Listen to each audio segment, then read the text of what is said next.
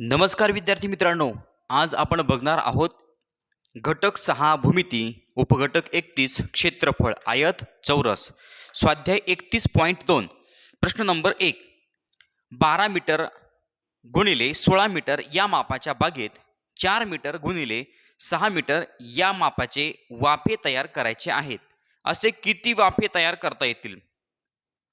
मित्रांनो, 16 bye 12 metre या मापाच्या बागेमध्ये 4 बाय 6 म्हणजे 6 मीटर आणि 4 मीटर, थोडक्यात 6 मीटर लांबी आणि 4 मीटर रुंदीचे आपल्याला वाफे तयार करायचे आहेत. तर असे किती वाफे तयार करता येतील? तर मित्रांनो, 16 बाय 12 किंवा 12 बाय 16 जर म्हटलं तर हा आयताकृती आकार आहे. मग ही बाग आहे 16 बाय 12 मीटरची. तर मित्रांनो, सुरुवातीला आपण या आयताचं क्षेत्रफळ काढूया. बघा, आयताच्या क्षेत्रफळाचं सूत्र आहे लांबी गुणिले रुंदी. मग बागेचं क्षेत्रफळ, थोडक्यात ही बाग आहे, ही बाग आयताकृती आहे. मग याचं क्षेत्रफळ कसं काढणार? तर मित्रांनो, 16 गुणिले 12, 16 गुणिले 12 म्हणजे आपल्याला मिळेल या बागेचं क्षेत्रफळ. मग 16 एक 16, 16 दुणे 32, हातचे आले 3, 16 एक 16, 17 18 19, 192. 192 काय? तर चौरस आणि मीटर हे आलं बागेचं क्षेत्रफळ. तर मित्रांनो, यानंतर आपल्याला वाफ्याचं क्षेत्रफळ काढायचं. या बागेमध्ये एकूण किती वाफे बसतील? तर वाफ्याचं माप आहे 4 बाय 6 म्हणजे 6 मीटर लांबी आहे आणि 4 मीटर रुंदी आहे. असे किती वाफे बसतील? तर सुरुवातीला एका वाफ्याचं क्षेत्रफळ काढूया. म्हणजे वाफ्याचं क्षेत्रफळ, वाफ्याचा आकार सुद्धा आयताकृती आहे. मग क्षेत्रफळ कसं काढणार? तर मित्रांनो, 6 गुणिले 4, लांबी गुणिले रुंदी म्हणजे 6 गुणिले 4 किती येणार? 6 चौक 24 चौरस मीटर. एका वाफ्याचं क्षेत्रफळ मिळालं आपल्याला 24 चौरस मीटर. म्हणजे मित्रांनो, आता आपण या पूर्ण बागेमध्ये एकूण 6 बाय 4 मीटर या मापाचे किती वाफे बसतील तर ते शोधू शकतो. अतिशय सोपं आहे. 192 भागिले जर आपण केलं 24, तर मित्रांनो 24 एक 24 आणि 24 8 192 म्हणजे मित्रांनो आपल्याला उत्तर मिळालं 8. या बागेमध्ये 4 बाय 6 या मापाचे एकूण 8 वाफे तयार करता येतील. म्हणजे पहिल्या प्रश्नाचं उत्तर आहे पर्याय क्रमांक 3. प्रश्न नंबर 2. एका आयताकृती खोलीची लांबी व रुंदी अनुक्रमे 4 मीटर व 3 मीटर आहे. त्या वर्गखोलीत 40 सेमी बाजू असलेल्या चौरसाकृती फरशा बसवायच्या आहेत. तर वर्गखोलीसाठी एकूण किती फरशा लागतील? बघा, वर्गखोली आहे, या खोलीचं माप आहे, लांबी आहे 4 मीटर, रुंदी आहे 3 मीटर. या वर्गखोलीसाठी आपल्याला 40 सेमी बाजू असलेल्या चौरसाकृती फरशा बसवायच्या आहेत. तर एकूण किती फरशा लागतील? एक समजून घ्या, खोलीचं माप आपल्याला मीटर मध्ये दिलेलं आहे, फरशीचं माप आपल्याला सेमी मध्ये दिलेलं आहे. मग काय करूयात आपण? या खोलीचं माप आपण सेंटीमीटर मध्ये करून घेऊयात. 1 मीटर म्हणजे 100 सेमी, मग 4 मीटर म्हणजे 400 सेमी, 3 मीटर म्हणजे 300 सेमी. ही खोली आहे आयताकृती. आयताच्या क्षेत्रफळाचं सूत्र आहे लांबी गुणिले रुंदी. मग सुरुवातीला आपण या खोलीचं क्षेत्रफळ काढून घेऊया. ते कसं होणार? तर 400 सेमी गुणिले 300 सेमी. आता आपण काय केले? थोडक्यात 400 सेमी 300 सेमी ही लांबी आणि ही रुंदी याचं मीटरचं सेंटीमीटर मध्ये रूपांतर केले. मग आता आपण सुरुवातीला गुणाकार करूया. 4 त्रिक 12, 1 2 3 आणि 4 शून्य दिले म्हणजे मित्रांनो 1,20,000 चौरस आणि सेमी हे मिळालं आपल्याला या वर्गखोलीचं क्षेत्रफळ. त्यानंतर जी फरशी बसवायची आहे ती फरशी आहे चौरसाकृती. मग चौरसाकृती फरशी बसवायची आहे, त्याची एक बाजू आहे 40 सेमी. मग आता फरशीचं क्षेत्रफळ काढायचं आहे. म्हणजे चौरसाच्या क्षेत्रफळाचं सूत्र काय आहे? तर बाजू गुणिले बाजू. एक बाजू दिलेली आहे 40 सेमी म्हणजे 40 गुणिले 40. मग आता 40 शून्य शून्य आणि 40 चौक 4 चौक 16 म्हणजे 160. आपल्याला या ठिकाणी फरशीचं क्षेत्रफळ मिळालेलं आहे 1600 चौरस सेमी. तर मित्रांनो, आपण काय करूयात? हा भागाकार करूया. खोलीचं क्षेत्रफळ भागिले फरशीचं क्षेत्रफळ म्हणजे 1,20,000 भागिले 1600. मित्रांनो, 2 शून्य गेले, 2 शून्य गेले. बघा आता या ठिकाणी 16 एक 16, 16 85, 16 96, 16 7 112, 120 मधून 112 गेले, खाली राहिले 8 म्हणजे आता या ठिकाणी झाले 80 आणि 16 85 म्हणजे या ठिकाणी आपला भागाकार आला 75. मित्रांनो, एकूण किती फरशा लागतील तर 75 फरशा लागतील म्हणजे दुसऱ्या प्रश्नाचं उत्तर आहे पर्याय क्रमांक 3. काय केलंय आपण? खोलीचं क्षेत्रफळ काढलं, त्यानंतर फरशीचं क्षेत्रफळ काढलं. खोलीच्या क्षेत्रफळाला फरशीच्या क्षेत्रफळाने भाग दिला. आपल्याला उत्तर मिळालं एकूण किती फरशा लागतील तर 75. उत्तर आहे पर्याय क्रमांक 3. प्रश्न नंबर 3. 625 चौरस मीटर क्षेत्रफळ असलेल्या चौरसाकृती बागेला 4 पदरी कुंपण घालण्यासाठी 50 रुपये प्रति मीटर दराने किती खर्च येईल? 625 चौरस मीटर क्षेत्रफळ चौरसाकृती बाग आहे. या बागेला 4 पदरी कुंपण करायचं आहे. 50 रुपये प्रति मीटर दराने एकूण किती खर्च येईल? मित्रांनो, एक गोष्ट समजून घ्या. या ठिकाणी आपल्याला चौरसाकृती बाग दिलेली आहे, बागेचं क्षेत्रफळ सुद्धा दिलेलं आहे. मग आता मित्रांनो, चौरसाच्या क्षेत्रफळाचं सूत्र काय आहे? चौरसाचं क्षेत्रफळ काढण्याचं सूत्र आहे बाजू गुणिले बाजू. मग आपल्याला क्षेत्रफळ दिलेलं आहे. क्षेत्रफळ किती आहे? तर मित्रांनो, क्षेत्रफळ आहे 625 चौरस आणि मीटर. मग मित्रांनो, कोणत्या दोन संख्येचा वर्ग 625 येतो? तर 25. 25ला जर आपण 25 ने गुणलं तर आपलं उत्तर येणार 625. म्हणजे थोडक्यात 25चा वर्ग आहे 625. म्हणजे या चौरसाची एक बाजू किती आहे? तर एक बाजू आहे 25. म्हणजे चौरसाच्या चारही बाजू समान असतात. म्हणजे एक बाजू आहे 25 मीटर.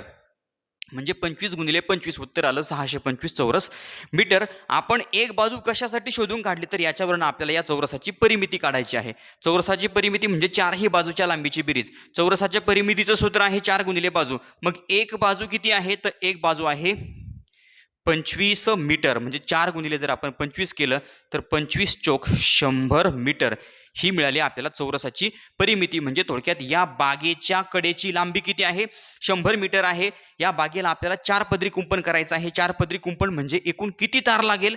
तर 4 पदरी कुंपण म्हणजे 4 गुणिले 1 पदरी कुंपणासाठी किती तार लागते? 100 मीटर. म्हणजे 4 गुणिले जर आपण 100 केलं तर 400 मीटर एवढी तार आपल्याला 4 पदरी कुंपणासाठी लागणार आहे. मग 400 मीटर आपल्याला तार लागणार आहे. मग आपल्याला खर्च किती सांगितलाय? 50 रुपये प्रति मीटर. 50 रुपये प्रति मीटर या दरानं खर्च आहे. 400 मीटर तार लागेल. 50 रुपये प्रति मीटर दरानं किती खर्च येईल? तर मित्रांनो, हा जर गुणाकार केला तर तो असेल बघा आता 50 0 0 50 0 0 आणि 50 चोक 200. म्हणजे मित्रांनो, या ठिकाणी आपल्याला उत्तर मिळालेलं आहे. किती रुपये खर्च येणार आहे? तर 20,000 रुपये खर्च येणार आहे. प्रति मीटर दराने किती खर्च येईल? तर रुपये 20,000. म्हणजे तिसऱ्या प्रश्नाचं उत्तर आहे पर्याय क्रमांक 4. मित्रांनो, प्रश्न अतिशय सोपा आहे. सुरुवातीला आपण चौरसाचं क्षेत्रफळ काढलं. चौरसाची त्या क्षेत्रफळावरून आपल्याला एक बाजू समजली. क्षेत्रफळ आपल्याला ऑलरेडी दिलेलं होतं, पण आपण 625 म्हणजे 25चा वर्ग म्हणजे एक बाजू मिळाली.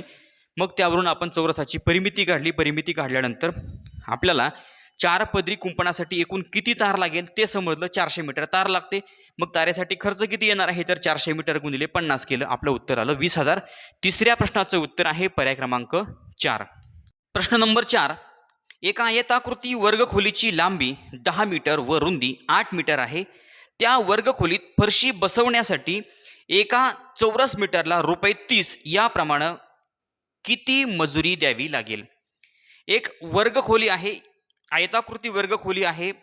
या वर्गखोलीची लांबी आहे 10 मीटर, रुंदी आहे 8 मीटर. तर या वर्गखोलीला फरशी बसवण्यासाठी एका चौरस मीटरला 30 रुपये खर्च येतो. तर एकूण किती मजुरी द्यावी लागेल? फरशी बसवण्यासाठी एकूण मजुरी किती द्यावी लागेल? तर मित्रांनो, सुरुवातीला ही वर्गखोली आहे आयताकृती. आपण सुरुवातीला या वर्गखोलीचं काढूया क्षेत्रफळ. मग आयताच्या क्षेत्रफळाचं सूत्र आहे लांबी गुणिले रुंदी. मग लांबी आहे 10 मीटर गुणिले रुंदी आहे 8 मीटर. 10 8 80 चौरस आणि मीटर ही मिळाली आपल्याला या वर्गखोलीची किंवा या वर्गखोलीचं क्षेत्रफळ मिळालं 80 चौरस मीटर. मग आता मजुरीचा खर्च किती आहे? एका चौरस मीटरला आहे 30 रुपये खर्च.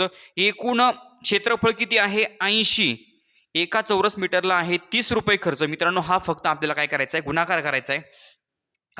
तर 30 0 0 आणि 3 8 24 किंवा 8 त्रिक 24 म्हणजे 240. तर मित्रांनो, हा आला या ठिकाणी 2400 रुपये खर्च. मित्रांनो आपल्याला उत्तर मिळालेलं आहे. खोलीचं क्षेत्रफळ आहे 80 चौरस मीटर. एका चौरस मीटरचा खर्च आहे मजुरीचा 30 रुपये. मग 80 गुणिले 30 केलं तर उत्तर आलं 2400 रुपये. 30 रुपये प्रमाणे एकूण किती मजुरी द्यावी लागेल तर 2400 रुपये. म्हणजे चौथ्या प्रश्नाचं उत्तर आहे पर्याय क्रमांक 1. प्रश्न नंबर 5. एका चौरसाकृती दिवाणखान्याची बाजू 6 मीटर लांबीची आहे. त्या दिवाणखान्यात भिंतीपासून चारही बाजूंनी 50 सेमी अंतर सोडून एक सतरंजी घालायची आहे. दर चौरस मीटरला रुपये 90 याप्रमाणे सतरंजीची किंमत किती होईल? मित्रांनो एक दिवाणखाना आहे ज्याची बाजू आहे 6 मीटर. हा दिवाणखाना चौरसाकृती आहे म्हणजे चारही बाजू समान लांबीची आहे.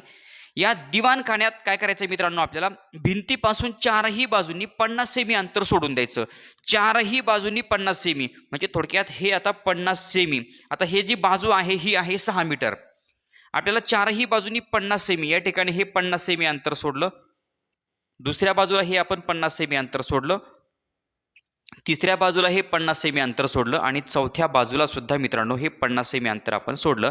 तर मध्ये म्हणजे भिंतीच्या चारही बाजूंनी हे 50-50 सेमी अंतर आपण सोडलं. तर मध्ये या ठिकाणी जे राहतंय या भागामध्ये मित्रांनो आपल्याला सतरंजी बसवायची आहे. त्या सतरंजीसाठीचा जो खर्च आहे तो खर्च आहे रुपये 90.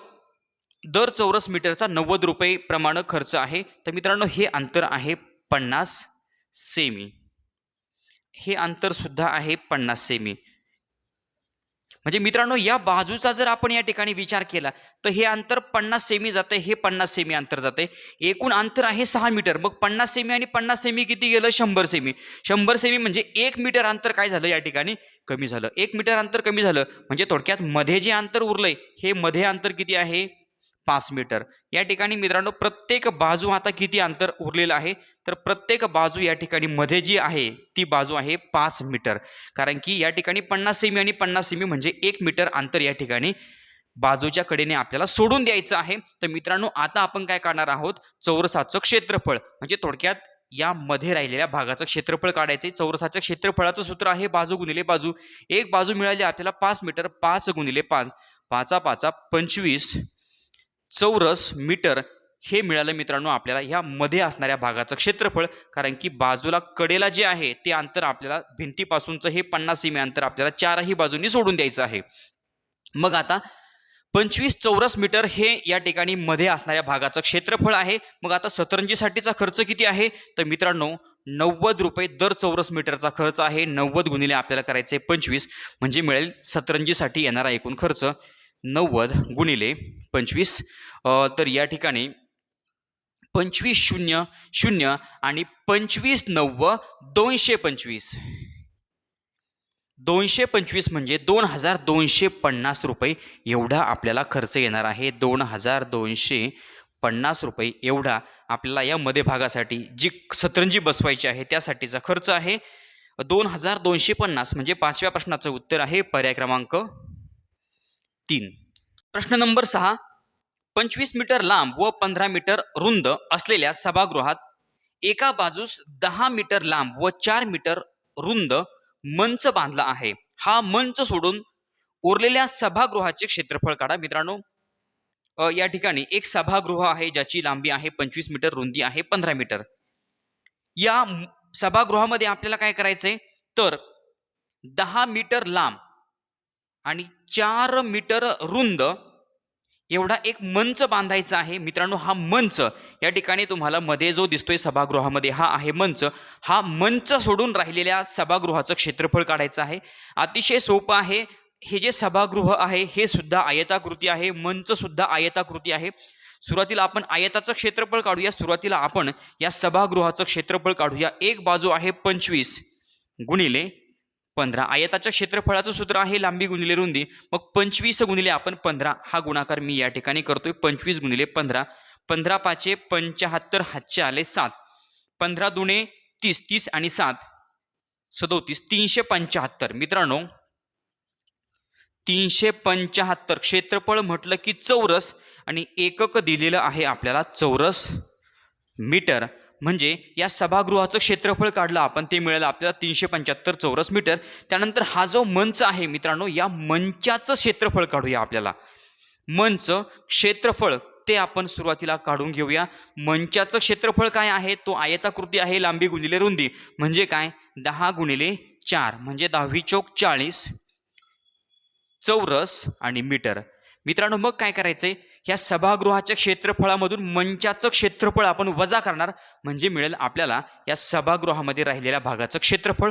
मग 375 चौरस मीटर वजा 40 चौरस मीटर. 5तून 0 गेला 5, 7तनं 4 गेले, खाली राहिले 3, 303 335 चौरस मीटर. मित्रांनो हे मिळालं आपल्याला राहिलेल्या भागाचं क्षेत्रफळ 335 चौरस मीटर. म्हणजे 6व्या प्रश्नाचं उत्तर आहे पर्याय क्रमांक 4 335 चौरस मीटर. प्रश्न नंबर 7. 855 मीटर लांब व 205 मीटर रुंद मापाचा भूखंड रुपये 400 चौरस मीटर दरानं विकला तर भूखंडाची विक्री किंमत किती? मित्रांनो हा भूखंड आहे म्हणजे थोडक्यात जागा आहे, जमीन आहे, ज्याची लांबी आहे 855 मीटर आणि रुंदी आहे 205 मीटर. हा भूखंड 400 चौरस मीटर दरानं विकलेला आहे. तर या भूखंडाची विक्री किंमत किती असेल?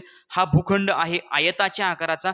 मग आपण आयताचं क्षेत्रफळ म्हणजे थोडक्यात ह्या भूखंडाचं क्षेत्रफळ काढूया. आयताच्या क्षेत्रफळाचं सूत्र आहे लांबी गुणिले रुंदी म्हणजे 855 गुणिले 205. मित्रांनो या उदाहरणामध्ये फक्त गुणाकारच महत्वाचा आहे. अगोदर गुणाकार करूया म्हणजे मिळेल आपल्याला या भूखंडाचं क्षेत्रफळ आणि 400 जे उत्तर येईल त्याला आपण 400 याने गुणणार आहोत. दर आहे त्याचा 400 रुपये चौरस मीटर प्रमाणे. मग आता बघूयात हा गुणाकार किती येतोय. तर सुरुवातीला या ठिकाणी मित्रांनो हा गुणाकार मी इथे करतो आहे 855 गुणिले 205. गुणाकार व्यवस्थित बघून घ्या. 5 5 25 हातचे आले 2, 5 5 25 26 27 हातचे आले 2, 5 8 40 आणि 2 42. त्यानंतर दशकाचा 0. आता शून्याने गुणायचे 0 5 0 0 5 0 0 8 0. त्यानंतर आता शतकाच्या 2 शतक स्थानी असणाऱ्या 2ने गुणायचं आहे. मग हे शतकाची सुरुवातीला 2 0 बे 5 10 हातचा आला 1, बे 5 10 आणि 1 11 हातचा आला 1, बे 8 16 आणि 1 17. बेरीज करूया 5 7 2 4 आणि 1 5 7 आणि 1. मित्रांनो या भूखंडाचं क्षेत्रफळ मिळालंय आपल्याला 1,75,275. 175 275. आता क्षेत्रफळ म्हटलं की काय चौरस आणि एकक आहे मीटर. चौरस मीटर. या भूखंडाचं क्षेत्रफळ आहे 1,75,275. हे आहे चौरस मीटर याचं क्षेत्रफळ. आता काय करायचंय, हा विकलेला कसा आहे 400 रुपये चौरस मीटर दरानं. म्हणजे आता मित्रांनो हा गुणाकार व्यवस्थित बघून घ्या. 1,75,275 गुणिले 400. मित्रांनो आपल्याला आपलं उत्तर मिळून जाईल. आता शून्याने गुणायचंय. शून्याने कोणत्याही संख्येला गुणल्यावर गुणाकार काय येतो? 0 येतो. मग आता शून्याने आपल्याला काय गुणायचं? 1,75,275. किती अंक आहे? 1 2 3 4 5 6. 6 शून्य द्या. 1 2 3 4 5 6. आता त्यानंतर दशक स्थानी आहे पुन्हा 0. या शून्याने गुणायचे. अगोदर दशकाचा 0 द्या. पुन्हा मित्रांनो 6 शून्य द्यायचे. 1 2 3 4 5 आणि हे 6 शून्य. आता आहे शतक स्थानी 4. या 4 ने गुणायचं आहे. मग शतकाच्या अगोदर 2 शून्य. आता गुणाकार बघा. 4 पंचे 20 हातचे आले 2, 4 7 28 आणि 2 30 हातचे आले 3, 4 2 8 9 10 11 हातचा आला 1, 4 पंचे 20 आणि 1 21 हातचे आले 2, 4 7 28 28 आणि 2 30 हातचे आले 3, 4 1 4 4 आणि 3 झाले 7. मित्रांनो या ठिकाणी करायची आहे बेरीज 0 0 0 0 1 1 0 7. आता हे अंक व्यवस्थित आपल्याला मोजायचे आहेत. या ठिकाणी कोमा देऊन घ्या. कोमा कसा द्यायचा मित्रांनो? तर कोमा देण्याचा एक नियम आहे. सुरुवातीला पहिल्या 3 अंकांनंतर एक कॉमा द्या आणि नंतर येणाऱ्या प्रत्येक 2 अंकांनंतर एक कॉमा द्यायचा. एकक दशक शतक हजार 10,000 लाख 10 लाख आणि कोटी.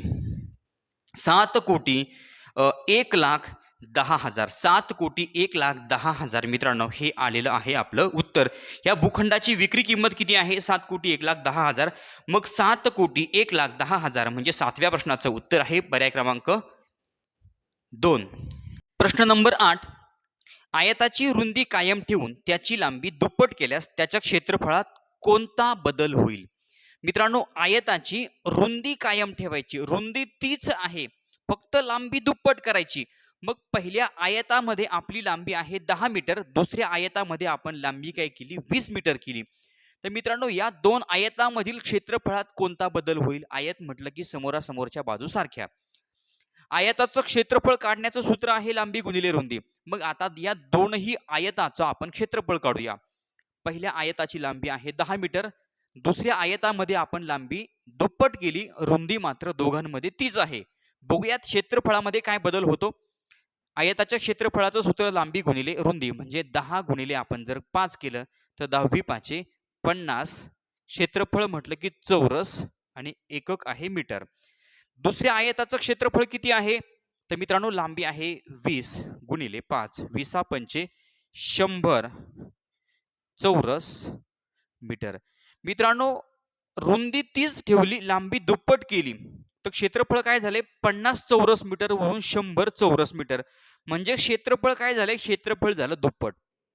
बघा, 50 चौरस मीटर आणि 100 चौरस मीटर, म्हणजे 50 वरून 100 चौरस मीटर क्षेत्रफळ झालं, म्हणजे क्षेत्रफळ दुप्पट झालेलं आहे.